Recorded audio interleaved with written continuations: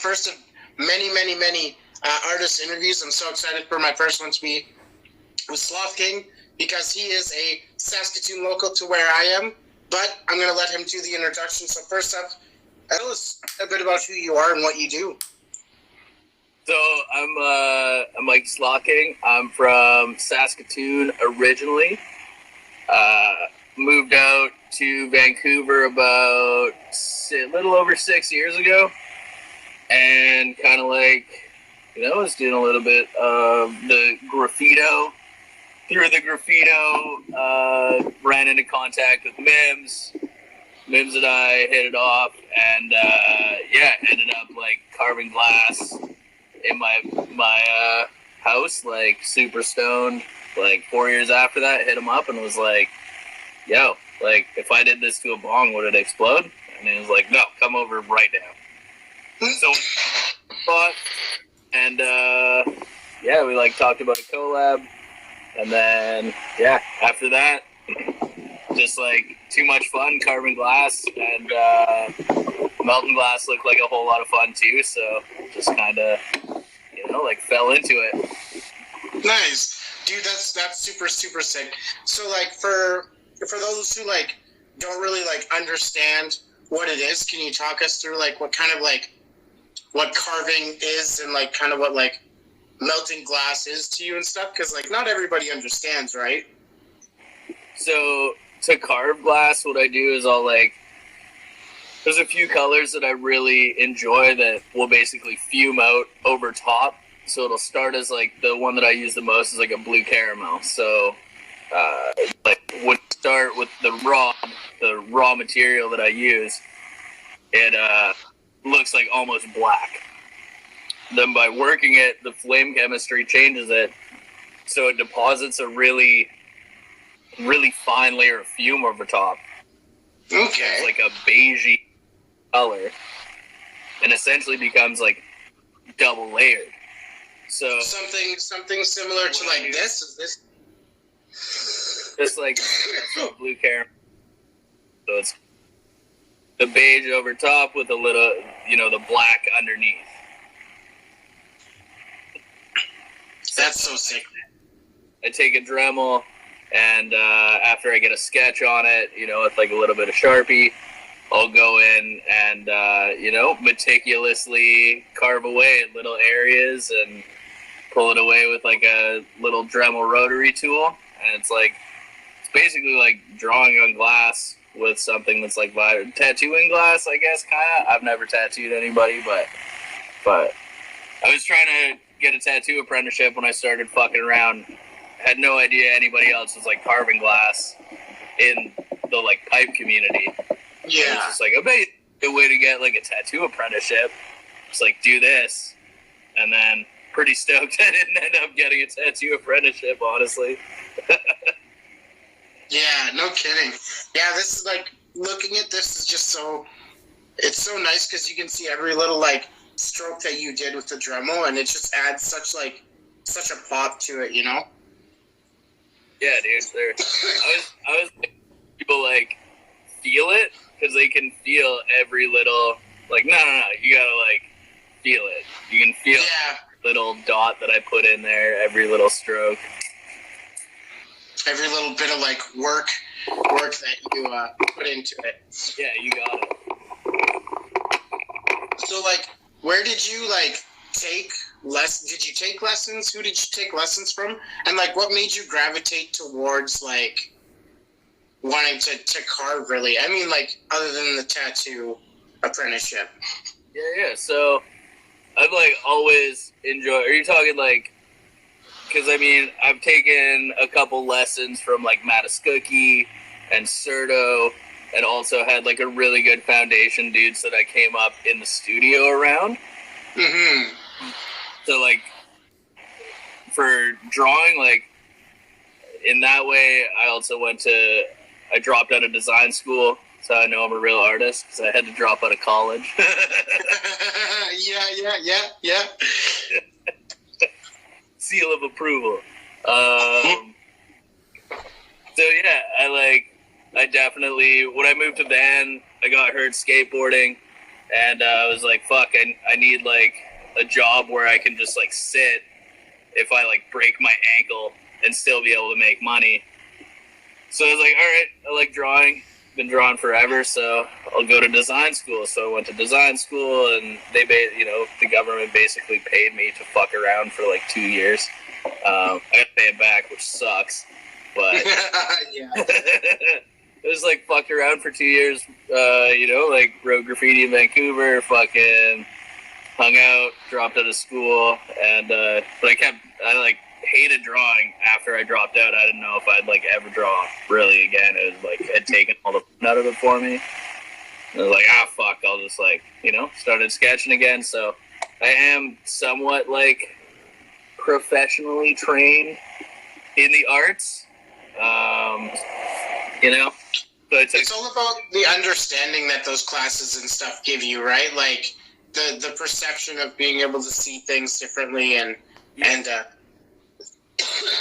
yeah, just be able to apply that to whatever. That's sweet. Yeah, like my next question was like, we've talked before about you being a bit of a graffiti artist. I wanted to know like what that kind of did to influence your work or get you to where you kind of are. Oh man, I think that it adds, like I wouldn't feel right making spray cans or shit like that, or like, you know what I mean, like quote unquote. Yeah. Like being a culture vulture, you know what I mean?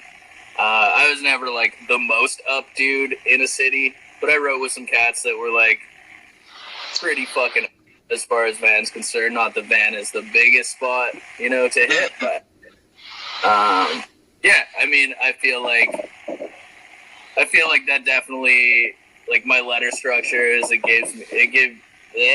gave me like a pretty good understanding of like letter structures and like an appreciation for it. And it was always something that I was interested in and that I like to pay homage to, right? Because it did really, I mean, if I didn't write graffiti, I wouldn't have met the cats that I ended up working in a shop with.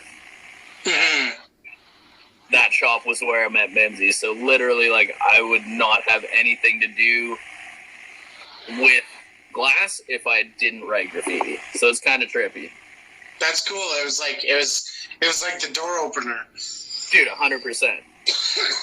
Yeah, like Meg Gibson through that same pop. I don't know if anybody can see that. I don't think they'll be able to see that, but he's got his tag on the bottom here of this piece, and it's just like, as soon as I saw you like working on that tree thing, I was like, man, this guy's got some good control. Like, I was impressed. That was nice. So, like, when did you decide to go full time? Like, what were your factors in deciding that? So this is a trippy story. I don't really know how many people I like pretty open about that I struggle with some mental health issues and anxiety, and so a few people watching or listening might know that already about me, but I was working a 9 to 5 and was melting glass like on the side, and yeah, dude, like basically had 4 panic attacks like back to back over like 5 days, and I'd never really like had a panic attack where it was like debilitating like that in my life. It was fucked. I literally thought I lost my mind. It was like the scariest thing I think that I've ever experienced in my life. I was like, yeah, I'm crazy now. Like, I'm not going to be able to live alone. I'm not going to be able to, like, I'm going to be in a home. I'm going to be on pills for the rest of my life. The doctor, like, instantly prescribed me antipsychotics. And I was, like, manic as fuck. So it was really not chill. There was, like, very, very not chill things going on. Yeah. And it was super scary, dude. And so I, like, obviously couldn't go to work. I ended up being, like, pretty agoraphobic, like a good day for me was going for coffee, right? Like if I could make it, there's like a coffee shop that my homie owns like a half a block away, and a good day was like if I could fucking make it for coffee and back, I was like, all right. So it's super fucking scary. And I ended up, like you and I talked earlier, like I'm currently in litigation with my insurance company because they did not do anything for me. Yeah. Because we're in the middle of a legal battle, I don't know if I can, like, drag their name through the mud right now, but... Yeah, you don't need to worry about that. It's just, yeah, they... Insurance company. So, I, like, way to, like, feed myself or really, like, put a roof over my head, and it was super scary. So... I'd already like been fucking around with Glass, and Glass sort of like I had a homie, Dig Glassworks. Check him out. He's a super good guy, and he actually got me into Intent Glass's studio out at White Rock. So there was like probably like a 2-hour commute each way. Mm-hmm. That was what was able to like get me out of the house and like focusing, on something, and was able to put like little bits and pieces. I was not, I think, like, I was doing, like, proto oneies, you know what I mean? So, like, at $20 a pop, and they were taking me, probably the better part of an hour to make at that point in time. But that was, like, my little way, and he sort of showed me how to, like, do hollow pendants, and that was able to, like, help me feed myself. So I really didn't, like, consciously choose to go full time. It was like, this is the only thing I could do to like feed myself and like put a roof over my head. That so much respect to you on that. That's yeah, man, like, and that's why I want to ask everybody like that question in the future, is because everybody's got such a unique story. Like, it's like, yeah, no, that's incredible. And like, and from your like need to support yourself, you turned yourself into like an exploring, thriving entrepreneur, and like in such an exploding market in this day and age too. Like, man, that's massive. That's sweet. Yeah, big shout out to Dig Glassworks, to Intent Glass for putting me up in a studio, and for Gloom Glass, who let me melt on his torch, and a Mimsy who lent me his torch, so I'd be able to like melt a little bit of glass and hopefully, support myself. Just gotta... What a startup, man. Like, yeah, mad shout outs to those people. That's crazy. And anxiety gets better. But if you're struggling with mad anxiety, fucking, you'll be okay. It gets better, I promise. That's... Honestly, I hadn't struggled with anxiety till like 2-3 years ago, and it didn't like really start hitting till like a year ago. And I just like... I feel like when you said like you felt you were going crazy, like I felt that because when I start falling down a rabbit hole, you're just like, okay, this is it, and like it's not right, but like that's crazy. Way to go, man. It gets better. I promise it gets better. Yeah, it does, man. It does. So like it's over, it's not over. Super cliche. 100% the truth.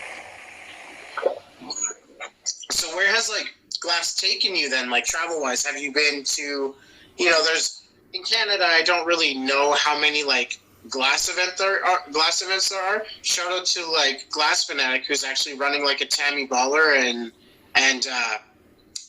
who's the other? I'm blanking on the other artist. Makes the kangaroos and stuff. Masta? No, Masta? I'm not sure, but like he's like Glass Fanatic is like running an event today, which is just crazy. Oh shit! Yeah, with Tammy Baller's stuff here, like she landed in Ontario and stuff. So yeah, really cool. It's happening on the other coast of us, but I mean, right? So yeah, where's it like taking you? Like any notable places? Like I mean, I didn't really leave van for like 6 years unless it was by a plane to like go see my family, and so last year was my first glass gathering. I was able to make it out, and that's up in Birkin, BC. Highly recommend everybody check it out if you have the opportunity. Super good vibes. And so it brought me there. right now I managed to make it out to Quadra Island, and I've been sort of just like chilling in the boonies here at Gibson Glassworks Studio. Also, mad shouts out to Gibson, and and I'm living van life now. So sort of the idea is to be like able to have Glass take me around. Good, yeah. Like people, I'd like to make it to the east. Go see Masta and some of the other homies that are out there. Greenbelt, I know, is out that way. Super good cat. Yeah, I think Phil's from out there too. Had the pleasure of meeting those cats at the gathering this year. So, I'm kind of just flying by the seat of my pants. That's so cool, man. Like, let Glass take you where it's gonna take you, because I'm looking at your two pieces that I've got right here, and I'm like, this is gonna take you everywhere, and that's super cool. So, like, what's been your most elaborate piece of work so far? Okay. Or is it something you've got going on and you want to just, like, maybe just wait, or? Okay, so right now in the studio, there's a piece that I started. It was like my birthday. I just had my birthday at the end of August. So I for my birthday, because I got a couple orders on the go and some customs that I got to work through. But I was like, all right, today, did the it's all about me. Yeah. I'm gonna make the headiest piece that I've made. So it's not completed yet, but if it goes as the sketch is looking, that will easily be my most elaborate piece to date. Pretty fucking stoked to drop that one. Solo or collab work? Solo. Solos? Oh, just I'm so excited. Cause that rat one that you did, that was so fucking sweet. And I think that was a collab with my dude Vagabond. We got some other heaters coming up, so stay posted for those.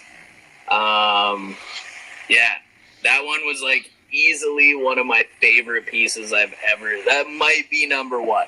I don't know for sure. It's like picking your favorite kid. I think I don't have kids, but I assume it would be tough. But everybody's got a favorite. I think, right now, if you were to, what's your favorite? Hold a gun to my head, I'd probably be like, the rat. It's the rat, bro. It's the rat. Nice. Yeah, that's sweet. So when you're making your pieces, how do you, incorporate Mikey Slothking, into each of your pieces? Of course you sign it, but, how do you make this yours? Well, I came up around, a few of the guys that really influenced me coming up were, Mimsy, JS, Colby, Rob Biglin, Dig Glassworks, and all of those guys have, some really cool shaping. They all do, a lot of really clean work.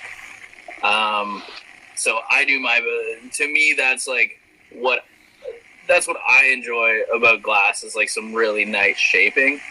And so I try and bring that with a lot of the stuff that I do. I want it to look clean and put together.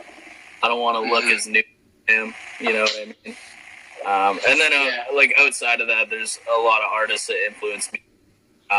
Those are the cats that I came up and set a standard in the studio for good looking glass. So there's that, and then with carving, it's usually stuff that either I'm stoked on or I want to get better at drawing, or I'm really interested in. So the Hanya masks, I've done a few Hanya masks. I really love old Japanese style tattoos. The Buddha. Obviously, you know what I mean? Yeah. And You know, I guess that might be the biggest, slight disadvantage to me being an online shop is you have to like really feel this and see it to really notice your work in it. But like, first off, I didn't know that like you could fume glass to look this shiny and then like dig into it. Like it's absolutely phenomenal, man. I am so blessed to be carrying your stuff. so Appreciate the so support, from like yeah, so from all of the things, all the artists that inspire you and stuff like that, looking at kind of the whole glass industry over the last few years, like exploding and really like opening its eyes, I guess, to seeing that it's functional art and stuff like that. What's the biggest like evolution in the glass industry that you think you've noticed? Or the biggest change? Oh man. I guess it's like, so for me, it's like watching your hair grow a little bit. I think you don't notice it if you were to check every like 6 months. You're like, damn, like my hair has grown a lot. Yeah. Like I see it every day. So it's like I'm pretty close to it. This is like, I'm pretty obsessive as a person, so like glass is pretty much all I think about all day, and I know that I'm not the only glass artist like that. I think all of us have that going on. You know what I mean? Like we all thinking about glass and what we're doing next, and different color combinations or different techniques that we can try and incorporate. I know for sure that like the willingness to share knowledge has definitely changed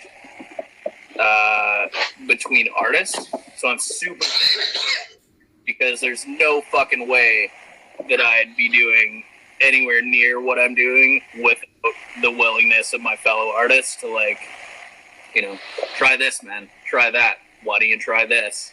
And so I think that that's pretty fucking bad, and I do my best to like reciprocate that as much as I can. Nice, yeah. Yeah. So, fairly in terms of like the sales of glass, but the art form itself. Yeah, no, that's part of what I was talking about. Yeah. Not that I'm there, like, I wasn't blowing glass 10, 15 years ago when, like, people had their tech and they, like, this is mine and I'll never share it. But yeah, that's not really the case anymore. There's still, it's very rare that you find somebody that's got some original techniques that you don't see anywhere else. Like Fluid Motion Glassworks, big shout out to Dan. That's my homie right there. And he's got some tech that, like, you know what I mean? That is the only cat doing it. And I know there's others. I know for sure there's other people. But that's like that's not as prolific as it was. Yeah. Like I started this 2 years ago, and I guess I've been collecting glass for like 5-6 years, and the amount of I think the amount of artists in the last like 5-6 years have has tripled, because a lot of artists started opening studios and started opening their books of knowledge and their time and stuff like that. And I think it's really great, because that just creates a stronger local economy. Yeah. And it keeps everything in a cycle in Canada, and I think that's what really is just the better part of this, Dude, it's a really difficult medium to work. So I've taught a couple of classes and shown a few people how to blow glass, and I'm gonna say maybe a generous number would be 10% of those people continue to blow glass, but 100% of those people walk away with a new appreciation for damn, this is fucking hard. And those people then can understand the work that goes in. And you yourself, I see you shaking your head because you've been blowing glass lately. I've done it for 2 nights now, and like, sure, okay, so like, huge shout out to Brain Candy Studios. They had us in their studio earlier this year, and we got to meet a whole bunch of them. And I was watching Hokey Pokey blow glass, and he is spinning the rod absolutely perfectly, right? Mind you, he's like a lathe with his hands. He's just and he's not wiggling at all. And I'm just watching, and I'm like, I get it. Like, I understand the theory of it. I think I could do this. And as soon as you stick like the glob in, and it gets like that little second draw, you're like, oh shit, okay, gotta do this, gotta keep going, gotta keep going, and like, yeah, like, I straight up suck at like just fusing 2 punchies together. I suck at just fusing 2 tubes together. But like, the reason I suck is because I haven't put the hours in, and I see now an even greater appreciation for like the hours and the time that you guys put into like crafting these pieces. Like, and I'm not even gonna lie, like getting straight and camo lines, it's got to be ridiculous, because I've tried just putting color on glass, and it's like, yeah, this is great, stringy glob. I'm like, oh, what the heck? Like, because it heats up differently, and you just have to be aware of all of these things going on. And I think, yeah, like, that's what I aim to bring with this, is the appreciation, because, jeez, it is something different, you know? Dude, you're like, somebody once told me it's like having elemental power. You're like able to take a solid and transform it to a liquid and then back into a solid. And yeah, it's like, it's a fucking trip, man. It's like, it's crazy. And I'm very appreciative that I managed to stumble into being able to melt glass, and yeah, it's tight. Nice. So the next questions I have aren't like for me because I'm blowing glass, but it just happens to be part of the conversation. But like, do you have any tips for like people wanting to start, or like, do you have any advice you can give them? Anything you can like kind of resonate in their heads, so that when they're feeling like defeated or like have no idea what to do, words of advice. Yeah, man. So, like, yeah, when you're starting out, like, hopefully you're around someone else who's blowing glass and is more experienced than you. So it's a lot of, like, skateboarding in that way, where, like, if you're around dudes that are shredding, you're gonna shred. You know what I mean? Like, because that's where the bar is. And, being able to ask for, like, little tips and tricks is really helpful. Also, there's a ton of trial and error that goes into it, like, and it's very much like just the hours you put in.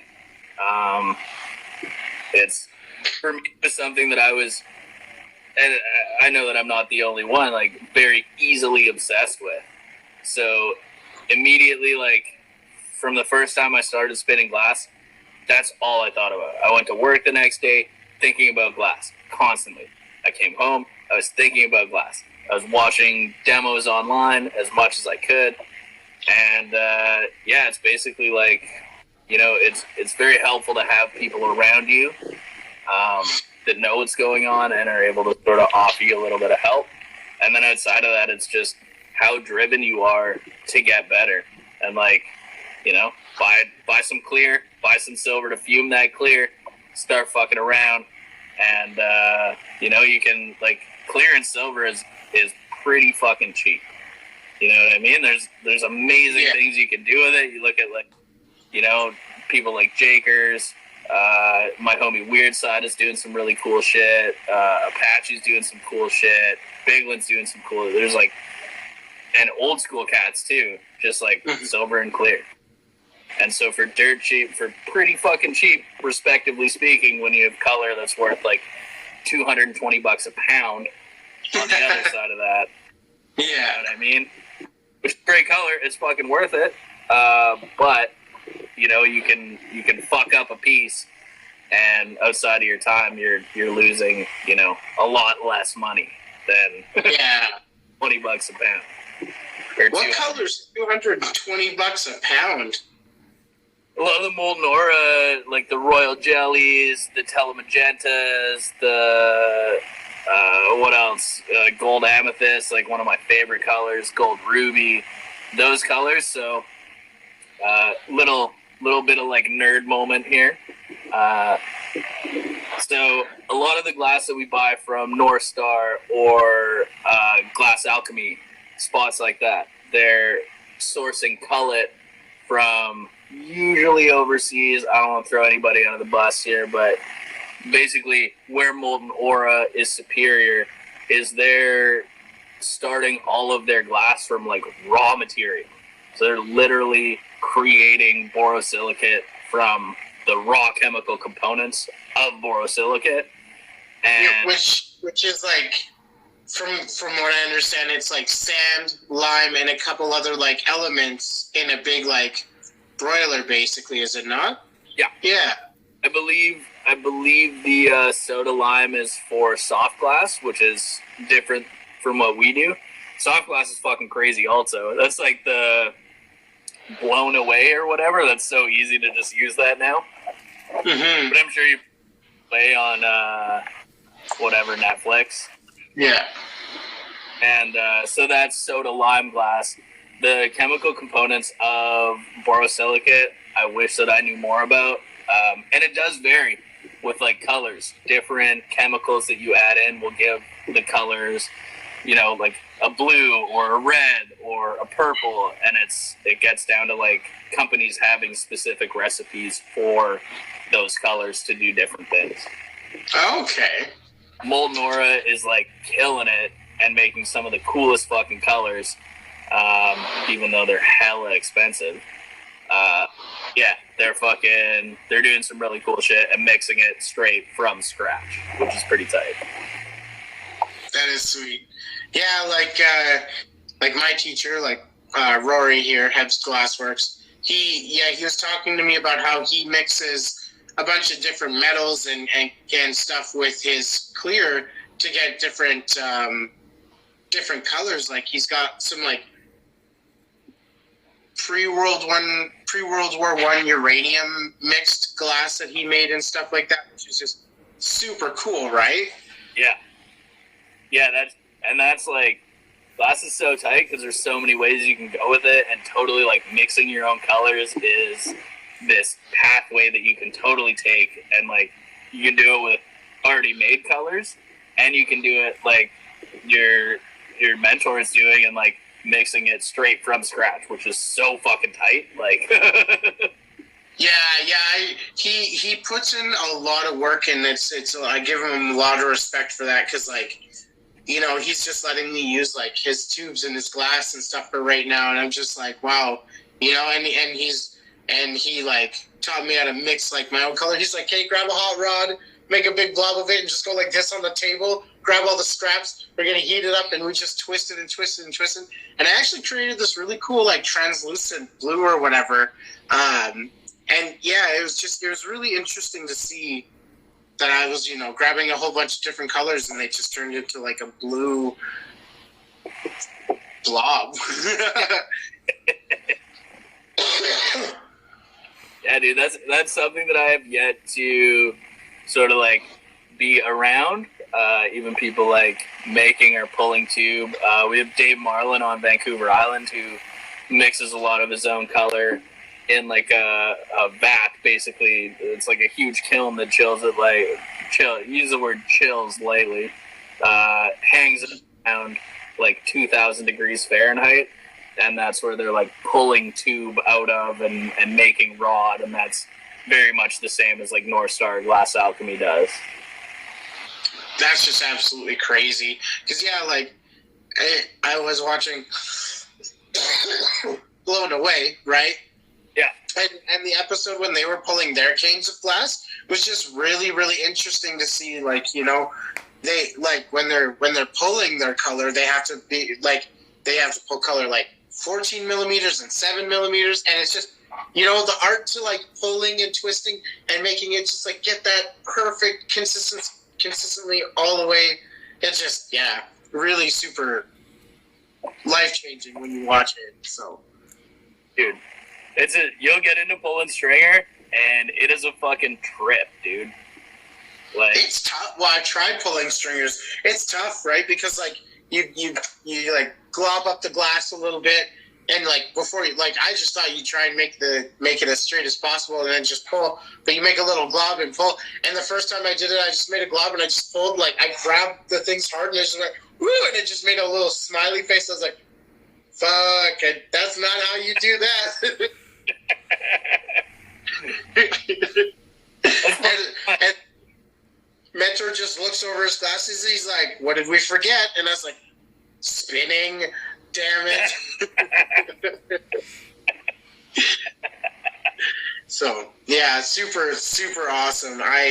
I'm just humbled to be able to be, I was humbled enough to be able to work with Canadian artists, and all it took was me just like starting it. But like now to be able to work with Glass and like.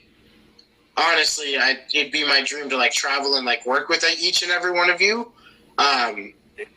Just so much respect, so much like understanding towards what you guys do, and just appreciate. And it's life changing when you get a handmade piece and you have that little bit of knowledge and understanding with it, right? Yeah, dude.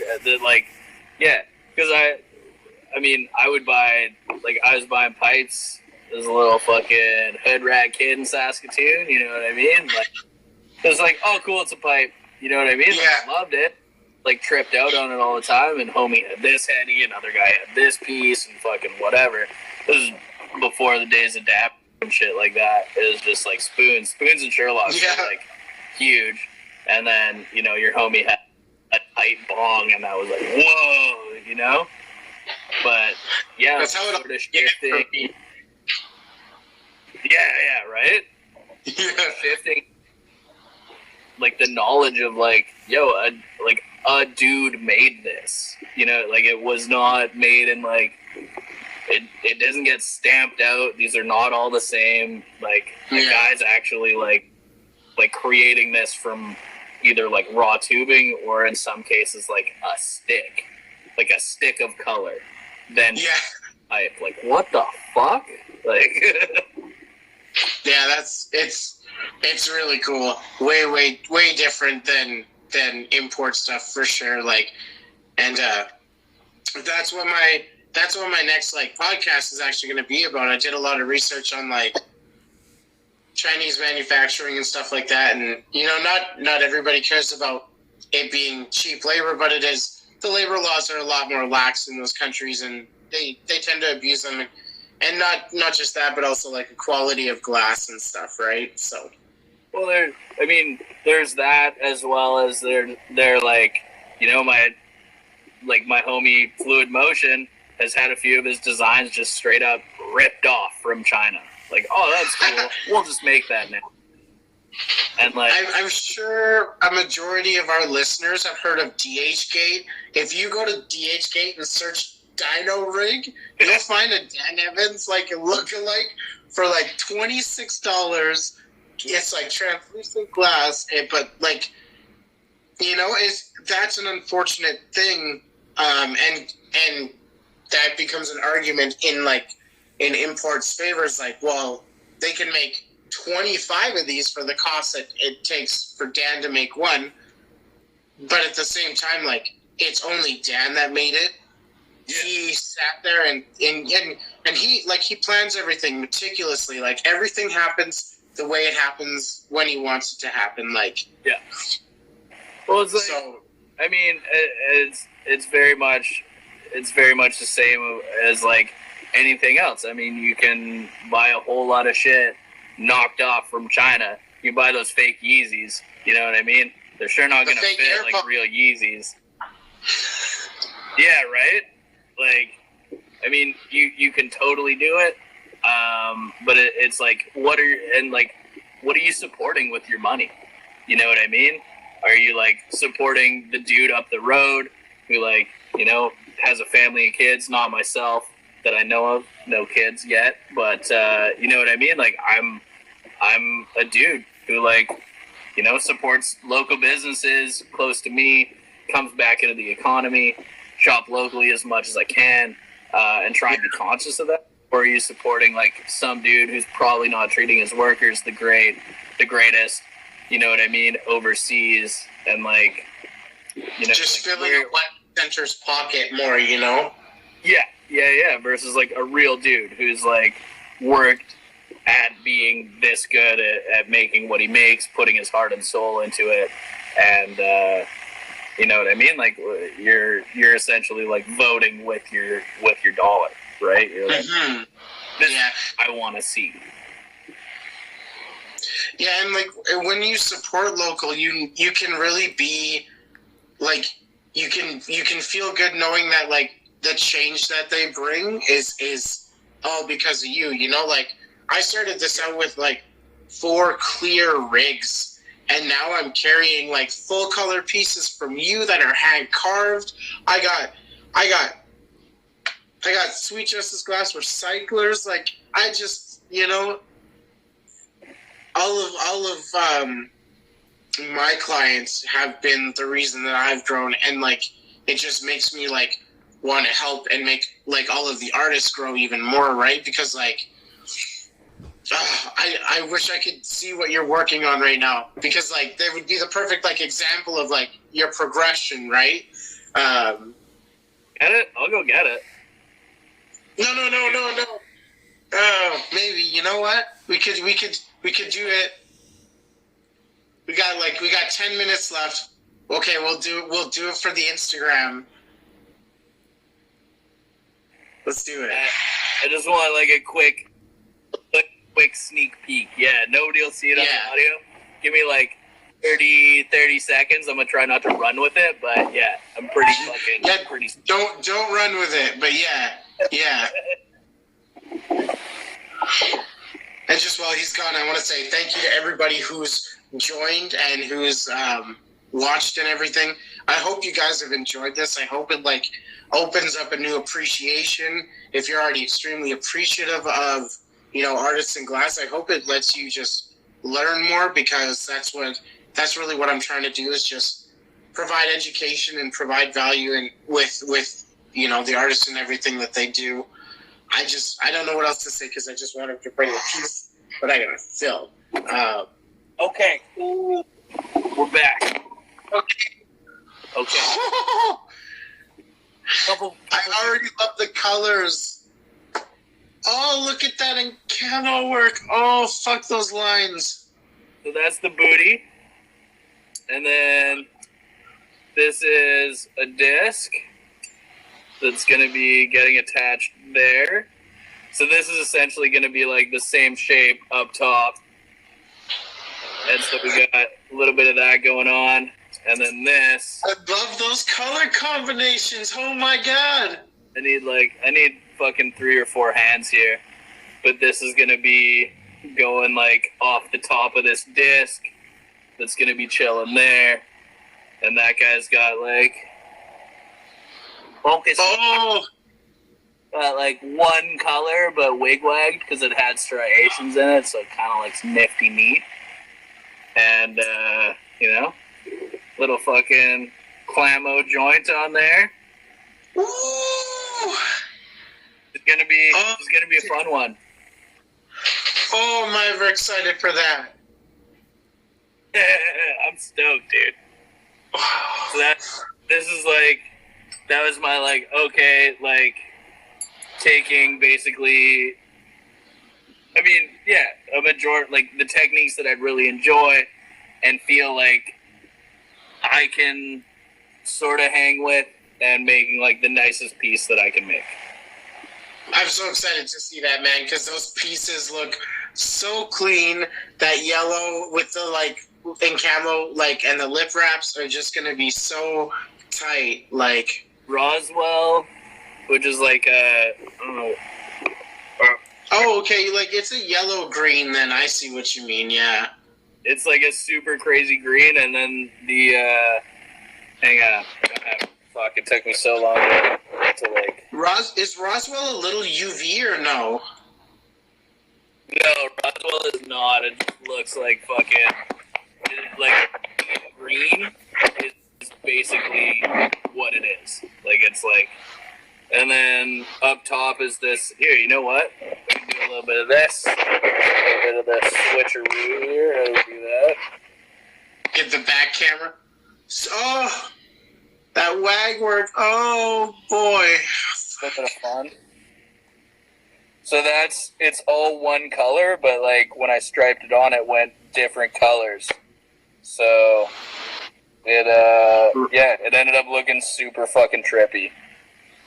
Really nice fade for it, right? Yeah. Like, oh, what? No, every piece is different. Oh, dude, the lines coming off those like lip wraps. Dang.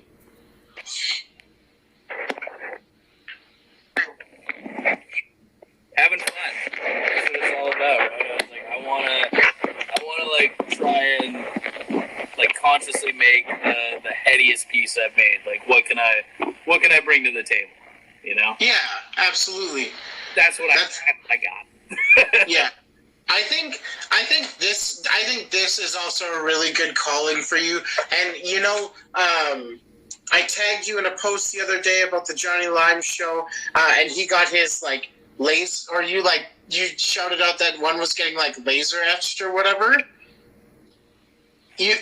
I've seen what like laser etched stuff like that looks like, and it is not even similar to this. When you look at when you just look at it, like you can see all the little divots and dips and stuff, and you know a machine isn't coming for your job, just like China's not coming for your job. You know what I mean?